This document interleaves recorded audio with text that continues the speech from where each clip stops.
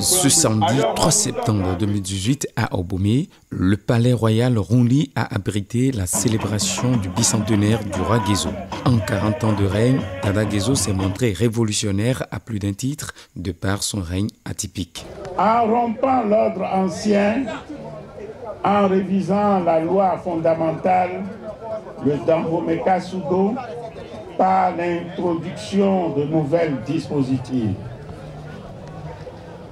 en engageant des réformes au plan politique et économique et social, en réorganisant l'armée, en assurant l'indépendance du royaume qu'il a libéré du joug de la domination étrangère, en promouvant le genre dans l'armée et les autres institutions, en développant l'agriculture par l'introduction de nouvelles cultures, en rassemblant le peuple par son allégorie de la jarre trouée, le fameux Atchalalazin des Otons. Déjà, Dada Guézo faisait du rapport Jean son cheval de bataille. Surtout, la paix avec en toile de fond l'unité prônée par le symbole de la jarre trouée. Si on parle du bicentenaire du sacre du roi Guézo pour moi aujourd'hui, moi je commémore ce monument, ce symbole qui nous a laissé, qui est la jarre trouée. Et c'est en cela que j'aimerais que filles et fils du Dahomey se retrouvent. Cela transcende nos frontières.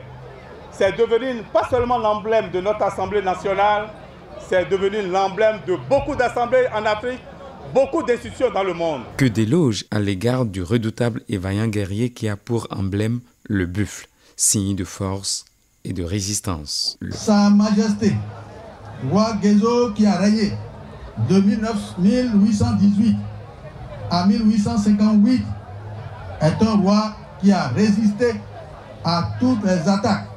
Et c'est en cette reconnaissance que les chefs et les princes de Dahomey lui offrirent le pouvoir pour il choisit à son accession au trône comme nos forts Guézo-Massy Bey. Le ministre de la Culture, représentant le chef de l'État, fait le vœu par devoir de mémoire de rééditer cet événement culturel hautement historique.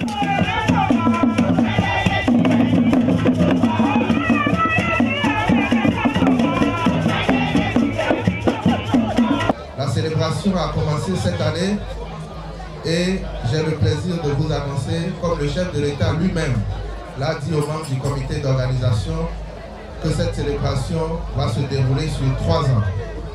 Nous allons fêter en 2018, nous allons fêter en 2019 et nous ferons l'apothéose en 2020.